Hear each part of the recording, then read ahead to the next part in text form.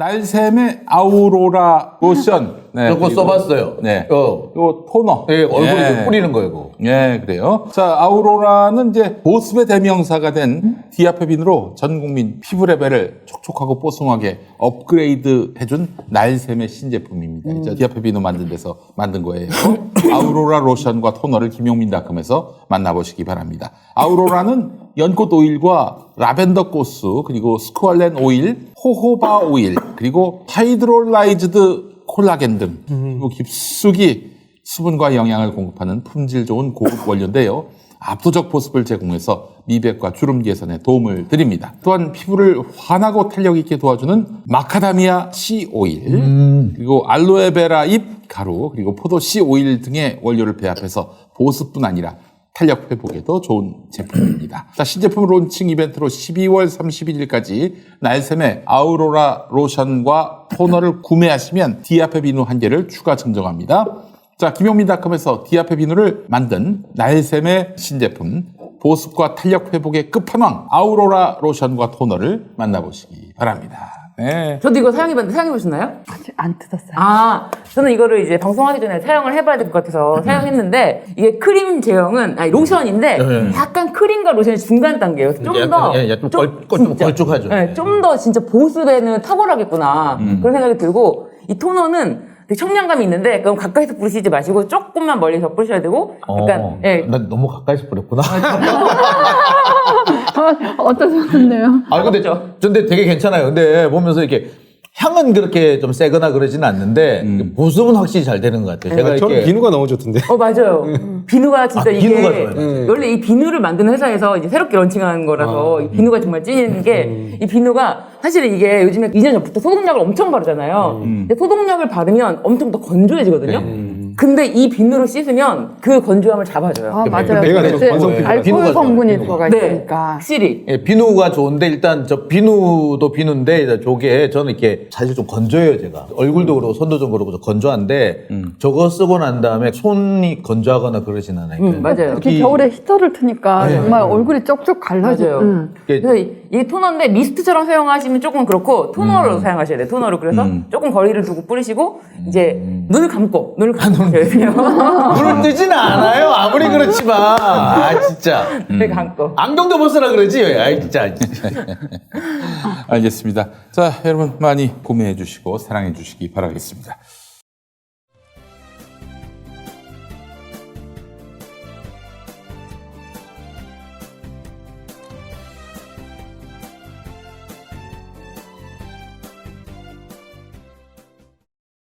오늘 그게 꼭 한번 좀 보고 싶었는데 줄리 의혹 보도 이것과 관련해서 이제 야당이 고발로 대응하기로 했는데 네.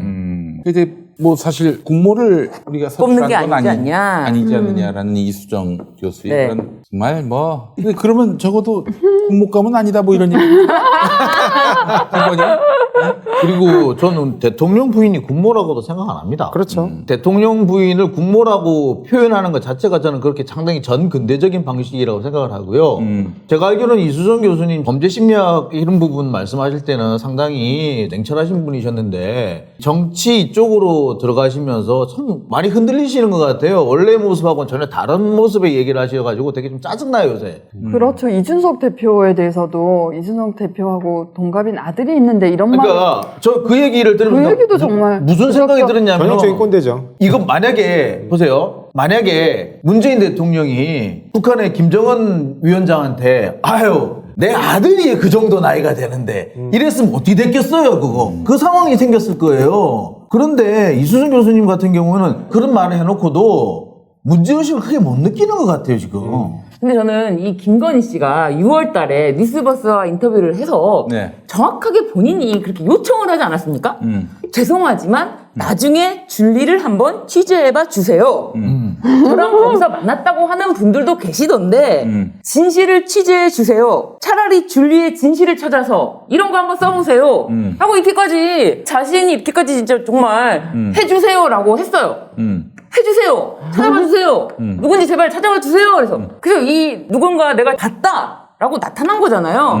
그러면은 본인도 거기에 대한 입장을 밝혀야지 무조건 뭐 고소하는 게 먼저인지 저는 좀. 그러니까 본인한테 불리한 거 나왔다고 고소하고 그러면 되나? 97년도에 이제 이분이 이제 97년도에 만났다고 했는데 김건희 씨가 인터뷰했을 때는 내가 시간이 없다. 내가 뭐 에이스였다고 하는데 저는 그런 미인도 아니었고 그리고 제가 원래 좀 남자답고 털털한 스타일이고 남상이네. 남상이야. 남상. 아니 뭐 안혜욱 씨도 그렇게 얘기했어요. 네. 남상이라고. 네. 일 중독인 자기 스타일 사람이에요. 아니라고. 그래서 석사학위도 2개나 받고 박사학위까지 취득하고 대학 강의 나가고 사업하느라. 그 97년도엔 사실 대학원생이었거든요. 그리고 석사학위 2개를 받기 전이었어요. 그러니까 이게 이제 시간이 없어서 준비할 시간이 없어서라고 하는데 97년도라고 이제 봤다는 사람은 97년도니까 그때는 교수가 아니었다라고 했는데 뭐 시간 강사라고 얘기한 잘못이다라고 하는데 97년도에는 시간이 없어서라는 해명은 안 맞는다. 뭐 그게 아니라 유지 논문 쓰느라고 그렇게 바빴어요?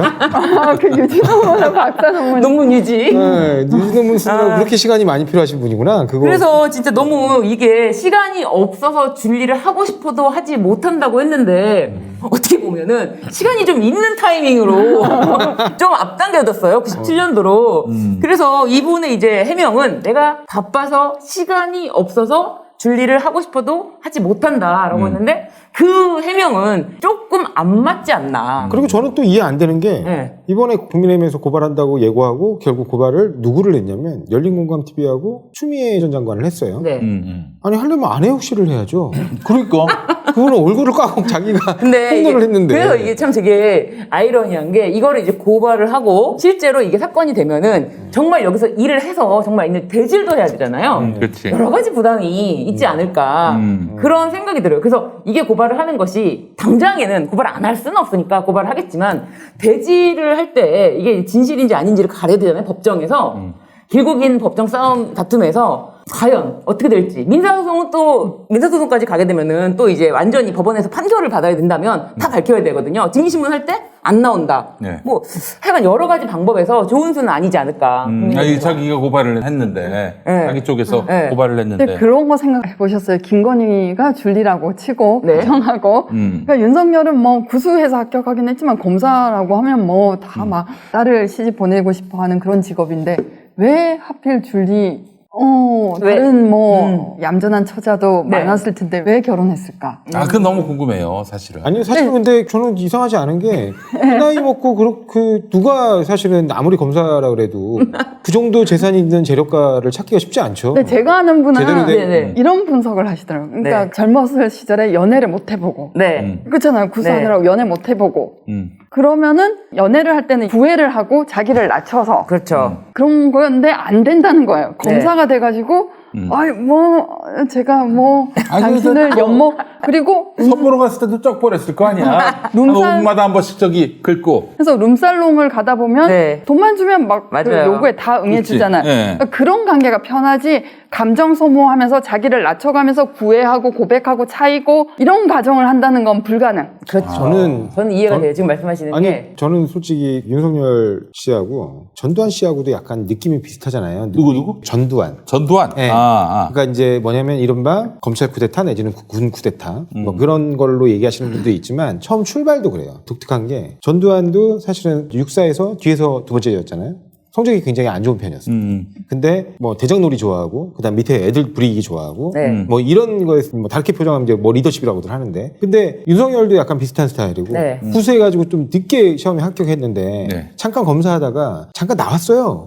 그래서 태평양에 한 1년 정도 있다가 다시 들어가거든요. 네. 평양에 갔습니까? 예, 오. 아직 검사 3년차 때인가 나왔어요 잠깐. 네. 그러다가 한번 갔다 온 걸로 알고 네, 그래갖고 있는데. 그냥 갔다 왔는데 여기 지금 뭐 이현주 변호사님이 더 잘 아시겠지만 검찰을 하셨으니까 그렇게 밖에서 찍고 온 사람 또 이미 굉장히 나이가 많이 돼가지고 합격한 검사가 특수라인 그 핵심 라인에 들어가기는 거의 불가능하거든요. 그렇죠. 근데 독특하게 윤석열은 그 라인으로 들어가요. 그리고 굉장히 이 사람들한테 충성하는 그 이른바 군대로 치면 하나의 조직 같은 거잖아요. 특수라인들이. 그렇죠. 그러니까 거기서 이제 역할을 하게 됩니다. 그리고 나중에 전두환도 똑같이 이순자 여사를 어떤 자신의 입신양명의 배경을 삼기 위해서 그때 당시에 장인이 그때 스리스탄가 그랬죠. 그래갖고 이순자 여사를 딱 꼬셔가지고 그때 17살에 만났는데 딱 꼬셔서 22살인가에 결혼하는 거 아닙니까? 그래서 그때 이순자 씨가 이제 결국에는 자퇴를 하죠. 이화여대를. 그때 이제 기혼자 금지 규정 때문에. 근데 그렇게 딱 어떻게 보면 결혼이라는 것도 자신의 어떤 출세의 발판으로 이용했거든요. 근데 윤석열 씨 또한 보면은 지금 김건희 씨하고 아주 뒤늦게 만혼을 하면서 굉장히 돈이 많은, 정상적으로 많이 벌었느냐에 대한 논란이 굉장히 많지만 어찌됐든 돈이 많은, 그리고 라마다 르네상스 호텔 회장 조 회장과의 어떤 그런 끈끈한 관계들이 있는 것처럼 뭔가 그 사람이 이른바 검사들의 스폰서로 되게 유명했던 사람이잖아요. 그쪽과 라인이 닿는 김건희 씨랑 결혼을 한다는 거죠. 그러니까 이것도 어떻게 보면 이 사람도 결혼을 하나의 어떤 비즈니스 수단처럼 여기는 게 약간 전두환과 닮았다는 거예요. 그렇게 보인다는 거예요. 네. 조정훈 변호사님께서 말씀하신 게 그게 검사들은 상명하복, 지휘체계 이런 게 확실하니까 나이 많은 사람이 들어오면 부담스러워. 그래요. 그때만 맞아요. 해도 35세 이상은 인간 안 시킨다. 왜냐면은 뭐 바로 위에 선배들이 기수가 뭐 나이가 적으면 함부로 지시하기도 어렵고 그렇죠. 그런데 그래서 들어가더라도 좀 불편한데 그렇죠. 거기서 어떻게 핵심에도 핵심. 아니 왜냐면 지금 둘러보세요. 최재경, 그다음에 우병우, 그러니까 이른바 특수통검사들로 유명한 사람들, 최재경, 우병우, 한동훈, 얼마나 다 진짜 그 이른바 소년등과라고 부를 정도로 젊은 나이에 합격한 사람들이에요. 그러니까 지금 검사를 시작한 나이가 37세 같네요. 37세로 보여지는데 37세에 진짜 초임으로 가서 올라가기가 불가능합니다. 불가능해. 그러니까 지금 말씀하신 대로 상명업으로 움직여야 되는데 밑에 검사 들어오면 이제 막 시켜야 되는데 근데 나이 많은 사람 들어오면 불편하거든요. 가만히 있자. 만약에 성렬이 형이 한 번에 붙었다면은 14기하고 같이 갔겠네요. 23기니까 구수면은 그렇죠, 그렇죠. 14기에 누가 있나 봤더니 강일원, 권순일, 그리고 김진태 검찰총장. 예. 네. 김학의도 있었어요. 김학의도 있고, 그리고 안창호, 신기남, 그리고 어머머 세상에 홍준표, 추미애, 맞습니다. 최동욱, 주호영. 24년도. 예, 그러네요. 이석태 의원님이 법제처장. 헌법재판관이신가? 지금 이석태가 헌법재판관 하시죠? 네, 헌법재판관. 예. 정종섭도 있었네, 정종섭도. 그래요. 재밌네요. 초임이 36세인 것 같네요. 다시 정정해요. 24년도니까. 네. 좀 볼 수 없는 케이스예요. 하여튼 보통 특수브라인들은 굉장히 어릴 때 합격한 친구들을 발탁하는 게 일반적인데 어떻게 그렇게 나이가 많은 상태에서 발탁이 돼서 정말 말씀하신 대로 핵심으로 들어갔는지 그것도 좀 의문입니다. 문 대통령이 12기였네요. 12기입니다. 12기셨어. 그래갖고 이제 뭐 감히 뭐 이렇게 옛날에 홍준표가 이상한 말을 해가지고 나이도 많고 기수도 빠른데 네. 너무 홍준표 버릇 없는 거 아니야? 그때 그 얘기 한번 나온 적 있어요. 맞아요. 근데 저는 이현주 변호사님 말씀에 정말 완전히 확신을 같이 갖는 게 어쨌든 늦은 나이에 남들보다 늦은 나이에 이제 검사로 들어갔는데 거기서 조직에서 적응을 하기 위해서도 그렇지만 여자를 만날 기회가 없지 않았을까 별로. 그런데 룸사롱을 다니면 자신이 접대를 받는 건데 여자를 만나려면 여자랑 최소한 대등한 관계가 이렇게 돼야 되거든요. 근데 그걸 어떻게 할 수가 없는 거죠. 내가 룸사롱 갔을 때 예쁜 여자들이 나한테 이렇게 잘해주고 하는데 그런데 이제 일반인들을 만나면은 그렇게 정상적인 최소한 뭐 구애도 하고 뭐 이렇게 하는 게 쉽지는 않다. 그래서 한편으로는 그렇게 이제 예를 들면은 그렇게 다니는 분들은 정상적인 연애를 하는 건 어렵다. 근데 뭐 구술을 안 했어도 연애는 못했을 것 같아요. 이게 반할 수 없는 메모잖아요. 그렇다고 성격이 반할 수 있는 성격이냐 그것도 아니고. 맞아요. 그 사람의 매력이라는 거는 그 사람이 갖고 있는 그러니까 모태솔로를 김건희가 구제해 준 거지. 김건희는 왜 윤석열하고 결혼했을까요? 그건 우리 재택이 형도 있는데. 비즈니스죠. 그러니까 그건. 비즈니스야? 아니, 네. 재택이 형도 있잖아. 재택이 그 얘기 있잖아요. 아니 그건 꺾였잖아요. 꺾였어요? 네, 그때 꺾였고. 이미 꺾였잖아요. 네, 그때 꺾였어요. 그때 원래 한참 잘 나가다가 김건희 씨랑 만났다는 그 얘기가 나오는 만났다는 설이 나오는 그 시점에 양재태 씨가 꺾입니다. 부진내에서. 꺾이면 또 이렇게. 만약에 그러면 이번에 성렬이 형이 저 대선에서 미끄러지고 그래서 수사받고 곤란한 상황에 처한다. 그러면 어떻게 됩니까? 아니 제가 보기에는 자기 코가 석자예요 지금. 근데 양재택 씨도 정말 그게 부패한 검사의 전형이었죠. 그게 강력부로 조폭 사건을 많이 했는데 조폭의 정보원을 두고 있었어요. 이 정보원이 사실은 자기 단체 비리 이런 거를 불 리는 없잖아요. 반대편에 정보를 주고 반대편 잡고 이랬는데 자기를 안 봐주니까 폭로하겠다고. 네. 막 해서 그때 그 스캔들 때문에 노무현 대통령 때 2003년 때 대통령 인수위에 있다가 물러나요. 근데 그런데도 계속 검사를 했다는 거. 왜냐면 뭐 그때 공수처도 없었고 뭐 그러다가 이제 계속 잘 나갔었는데 말씀하신 그때 미끄러지고 이제 최은순은 용도 폐기하고 싶겠죠. 사실은 최은순이 그 친척을 통해서 미국에 유학 네. 중인 네. 양재택의 와이프 아내에게 돈을 보냈죠. 네, 돈을 보냈죠. 네. 그리고 어쨌든 KBS 기자가 취재한 결과 양재택이 뭐 다른 사람과도 동행했다고 하는데 어쨌든 최은순 씨와 김건희 씨와 함께 유럽 여행 같이 가지 않았습니까? 이 얘기는 자기 직접 밝힌 거고. 네. 그러니까 최은순 씨는 어떻게 보면은 거기에도 들어가 있지만 양재택이라는 검사와 해외여행을 같이 가는 엄마가 뭐랄까 이게 패밀리 비즈니스다 보니까 동행을 했는지 안 했는지를 떠나서 항상 둘이 한 몸이다. 그렇죠. 네. 보통 그렇게 되면은 딸 머리채를 휘어잡고 다리 몽둥이를 그렇죠. 어디 네가 지금 어디 네가 지금 인생 망치게 네. 되는 아니, 거. 뭐 다른 사람도 갔다고 같이 갔다고 하지만 그렇게 데리고 가진 않죠. 절대로. 그렇죠. 내 지금 귀한 딸을 안 되지 이렇게 생각하실 텐데 그게 아니라 이건 어디까지나 비즈니스다 보니까 머리털을 다 뽑아버려.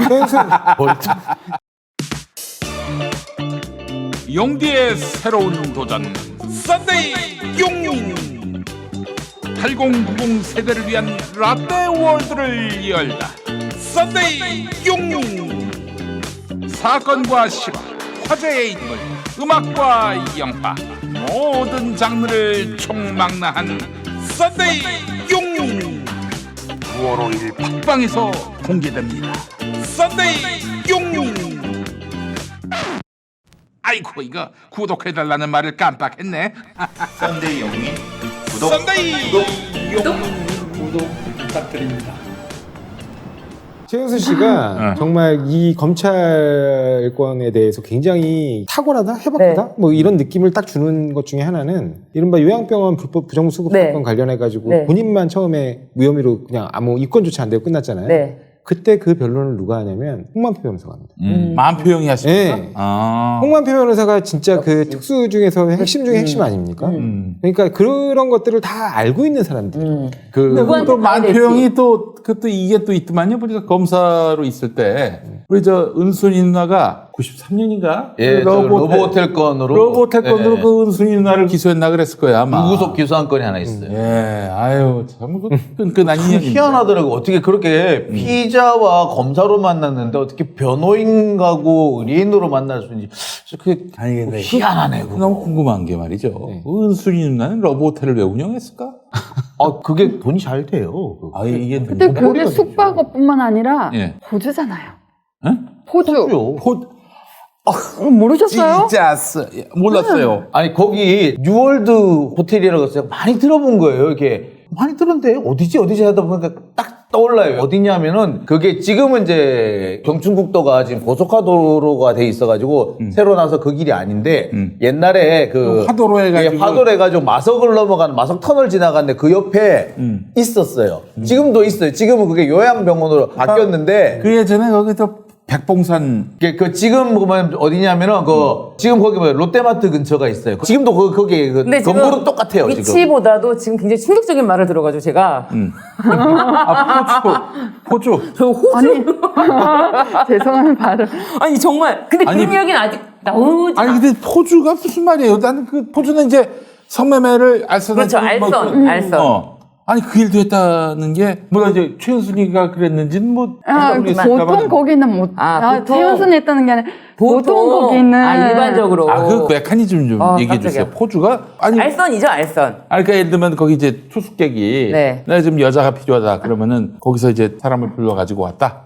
성매매 알선을 많이 했죠. 일단 그쪽에는 성매매 알선이라는 게 기본적으로 그 다른 메커니즘이 돼 있었어요. 그쪽에 당시 그 경춘 국도상에 있는 모텔들은 대부분 다 그랬어요. 아 그래요? 예. 그거 안 하고는 거기 장사가 안 됐을 테니까. 그 얘기는 안 하셨었잖아요. 그, 알선. 야 경춘 국도상에는 다 그랬다니까. 아, 정말요? 예. 그러니까 저희들이 그때 취재를 할 때 경찰들한테 할 거 없으면 거기나 좀 털자. 우리가 저 기사거리 없는데 좀 털자. 우리 경찰들한테 그렇게도 했었어요. 그렇게 했으면. 그래요? 예. 경찰들이 그러면 우리 뭐 사건 없는데 뭐 어떻게 하면 좋냐 이러면 그거라도 덜자 막 그랬더니까요. 모텔 주인이 예를 들어서 얼마나 가져가요? 알선을 했으니까 뭐 커미션을 좀 떼겠지. 반반이죠. 반반? 대체로 반반이죠. 얼마였나? 호주인 경우는 반반이고요. 네. 알선인 경우는 3분의 1이죠. 얼마 정도 됐을까? 그 당시에? 93년이면은? 글쎄. 그 당시는 제가 저기 기자를 하기 좀 전이긴 한데.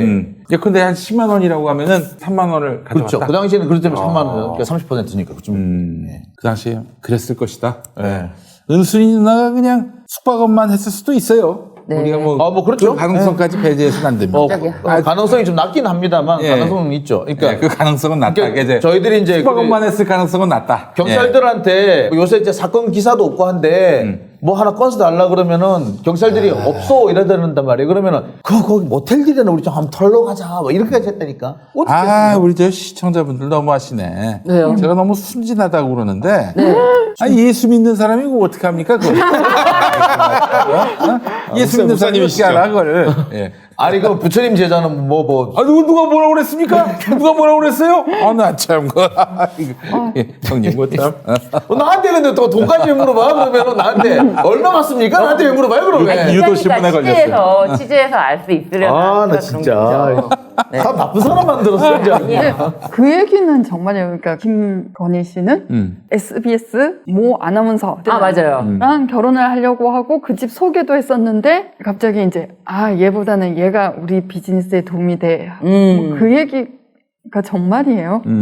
그 얘기는 나와 있었던 얘기인데 본인이 그 이제 밝힌 줄리라는 게 더 초점이 좀 맞춰진 근데 거. 제가 여자라도 네. 윤석열하고 결혼하고 싶지는 않죠.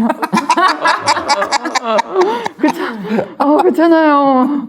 보고 있으면 막 그래서 엄마와 거의 모든 경제 공동체라는 것 그리고 엄마와 해외여행도 그렇게 이제 예를 들면은 뭐 다른 사람이랑 가는데도 같이 가고 그리고 엄마가 필요한 사업을 한다 엄마가 사업을 한다라고 하면 돈을 직접 가서 권유를 해서 끌어오고 그 집 아들 투자자의 아들을 만나서 투자를 권유해서 돈을 끌어오고 그리고 엄마가 문제가 생겼어 그러면은 자신의 운영하는 회사의 감사가 나서서 뭐 김건희 씨가 관련됐다고 딱 지금 같이 재판받는 건 아니니까 감사가 나서서 엄마가 필요한 서류를 위조를 해줍니다. 참 김건희 씨는 엄마와 모든 것을 함께 나누고 있는 사이가 아닐까. 그래서 제가 드리고 싶은 말씀은 아까 이제 복잡하게 그 양평에 대해서 말씀을 드렸지만 엄마가 거기서 이득을 어마어마하게 보지 않았겠습니까?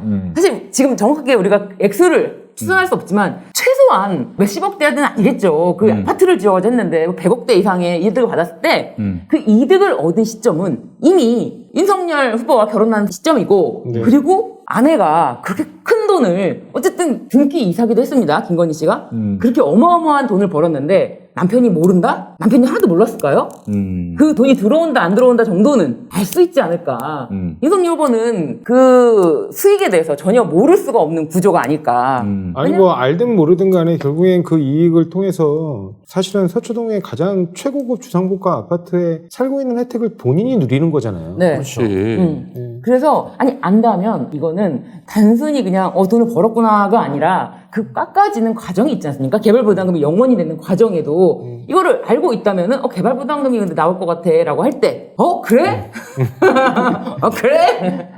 그렇죠. 저는 뭐 그냥 줄리 뭐 이런 얘기들은 뭐 중요한 문제라고 생각하지 않아요. 근데 윤석열 이른바 본부장 의혹의 가장 큰 문제점은 검찰권이 사유화되고 그다음에 검찰권이 사실상 비즈니스에 활용된 거 아니냐라는 그 의혹 때문에 그렇습니다.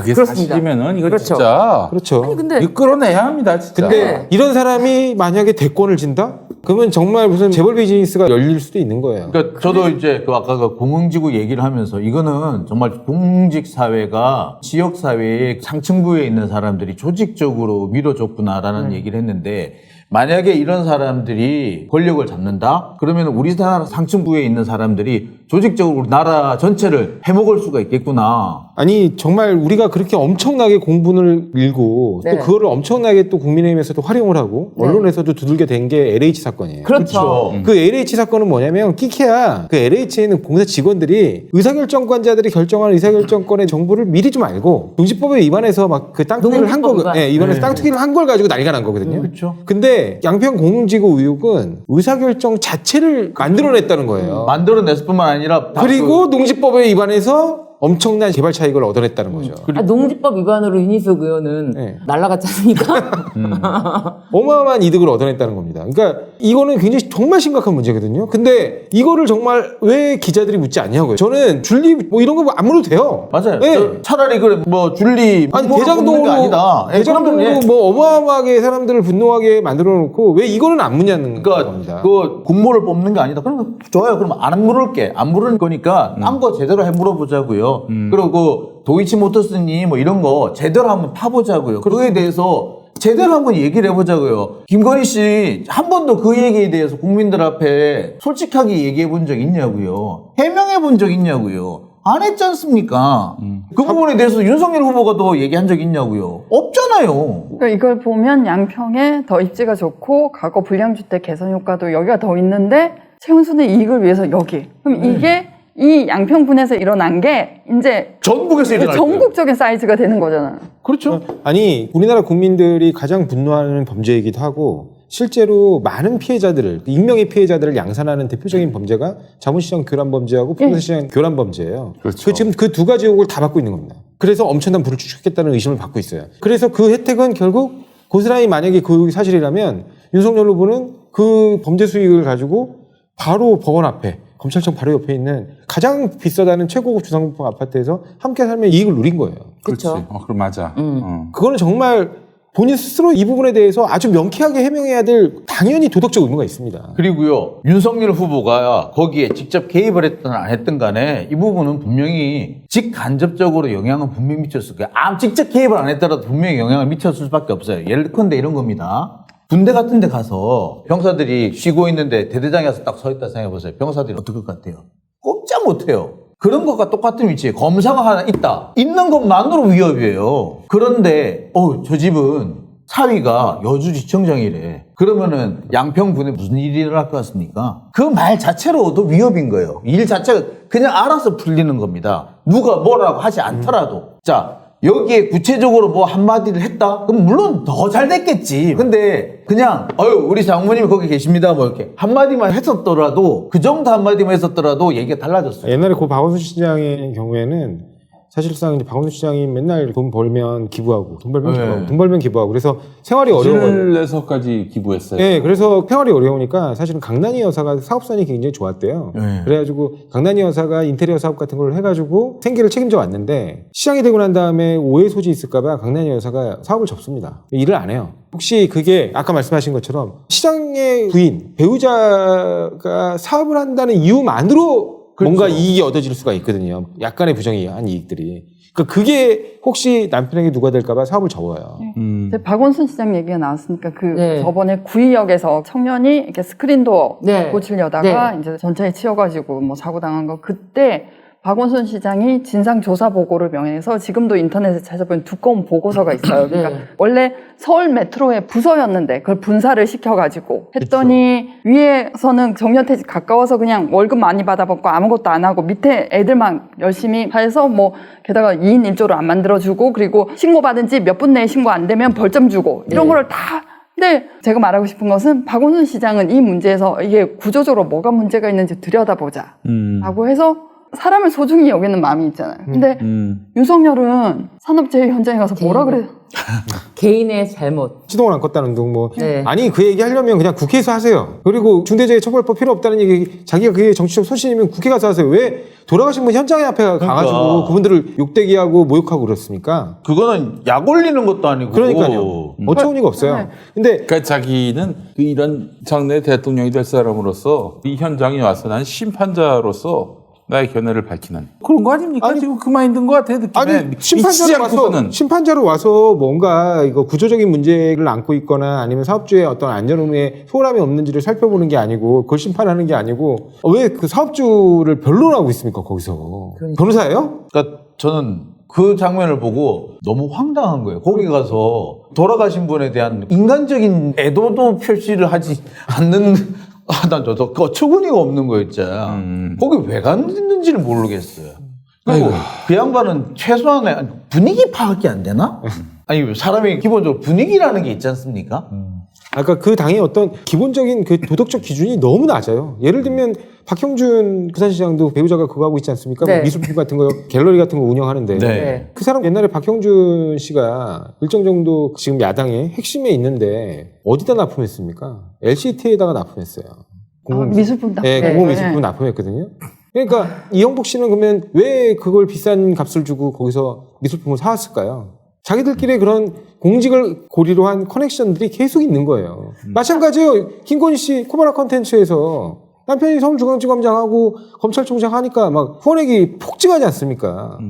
오히려 부담스러워하고 부끄러워해서 거절했어야죠. 이게 범죄인지 여부인지를 떠나서 그게 기본적인 도덕적 최소한으로 요구되는 어떤 도덕성 아닙니까? 네. 잠시 후 안양스마트 금기념 특별세를 시작하겠습니다. 저희의 첫 번째 프로모션 자율주행 셔틀입니다.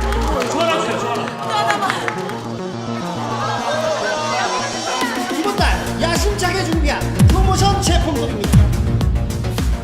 모두 무료로 제공해드리겠습니다. 렛츠고! 사실 이게 공무원이라는 게 상당히 주의를 해야 되는 직업인 것이, 그러니까 저희 아버지는 5급 고참 사무관이었어요. 그러니까 조금 시간적 여유가 있었으면 서기관이 될 뻔했던 그런 상황이었는데 마지막 시점 이제 퇴직하기 얼마 안 놔두고 할머니가 돌아가셨어요. 할머니가 돌아가셨는데 어떤 분 잘 모르는 분인데 오셔가지고 두툼한 봉투를 조의금으로 놓고 가신 거예요. 그분 쫓아가서 돈을 돌려드리고 왔어요. 아, 정말. 그 정도로 조심을 해야 돼요. 아니, 하이직 공무원들이 자기 부인이 운영하는 식당에 가가지고 회식했다는 이유로 징계 먹고, 또 기소되고, 처벌되고, 그랬어요. 근데 검찰총장으로 이제 자기 부인이 후원금이 쏟아져, 그 회사에. 그걸 가만히 두고 봅니까? 이거 사실 되게 조심해야 되거든요. 당시 저희 부친이 계시던 데가 이제 부산 모구구청의 식품위생과장이셨거든요. 그러니까 되게 조심해야 되는 직업이었으니까. 그래서 그런 조의금 들어온 것도 엄청 큰 돈이 들어왔다고 보통 기껏 해야지 10만 원, 20만 원, 친척인 경우에 100만 원 이렇게 있는데 오히려 그 친척인 경우도 20만 원, 30만 원, 아주 가까운 형제인 경우에 그런 경우에나 좀 이렇게 많이 들어오지. 근데 모르는 사람인데 두툼한 봉투를 놓고 가길래 쫓아가가지고 돌려드리고 왔다니까요. 그런 정도로 조심을 하고 자기 스스로 자제해야 되는 게 공무원인데 어떻게 자기 부인이 하는 전시회에 협찬이 쏟아졌으면 못하게 했어야지. 사실 그게 맞아요. 그게 뇌물이든 아니든 스스로 자제하는 게 맞았거든요. 근데 나하고 뭔 상관이 있습니까? 이런 식으로 하면은 그거는 공무원의 자격이 없는 거예요, 저는. 근데 저는 진짜 이번에 LCT 말씀하셨지만 해운대 잠깐 다녀왔는데 LCT를 보니까 그 생각이 들더라고요. 여기 정말 이게 제대로 잘 지어진 건물이 아니라 너무 생뚱맞게 너무 높게 생뚱맞죠. 너무 네. 이상하게 여기를 정말 이렇게까지 헤쳐먹으려고 생 난리를 쳤구나 하는 생각이 들어서 좀 마음이 안 좋더라고요. 보시면은 아실 거예요.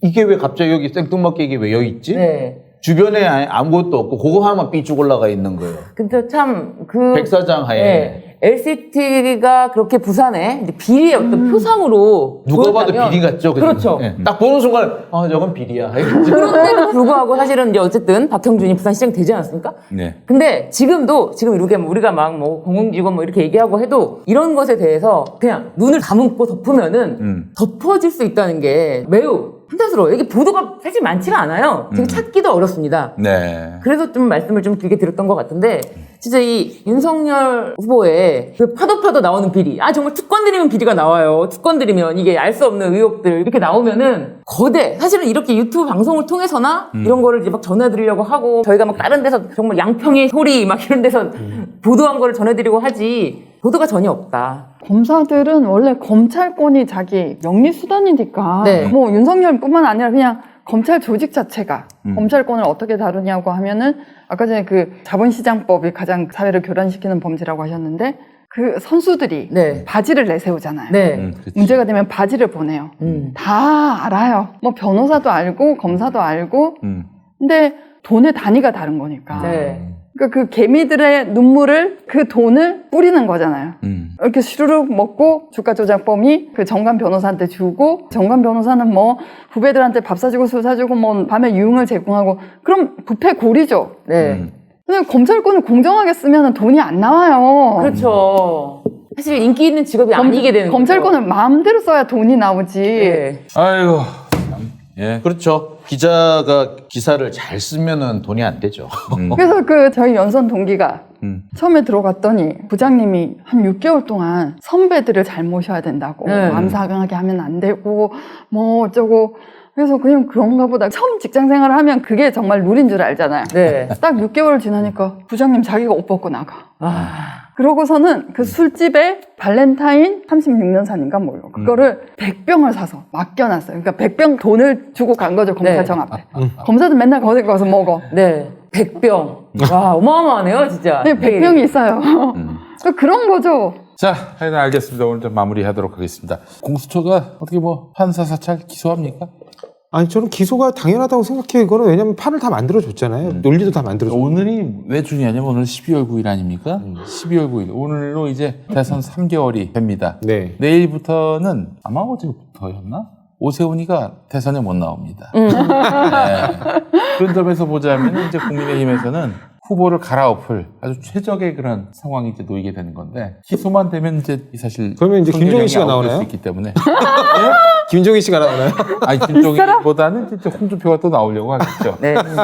자, 그래요. 하여튼 뭐 재밌는 일들이 곧 있을 것 같습니다, 여러분. 제가 뭐 특정하게 말씀은 안 드리겠지만 아주 재밌는 일이 곧 벌어질 예정입니다. 여러분 기대 많이 해주시고 우리 저 공수처가 기소만 하면 될 것 같아요. 뭐 문제 나오더라도 기소만 하면 되는 거 아닙니까? 아니 뭐 오늘 MBS 여론조사 보니까 가장 고무적인 건 물론 뒤집은 것도 있지만 네. 정권 교체하고 정권 연장의 차이가 네. 4%로 좁혀졌다는 거죠. 좁혀졌어요. 예. 가장 믿을 만한 그런 여론조사에서 네, 그렇게 나온 맞습니다. 거죠. 알겠습니다. 자, 오늘 방송을 마무리하도록 하겠습니다. 검찰청장 함께 해주신 여러분 감사하고요.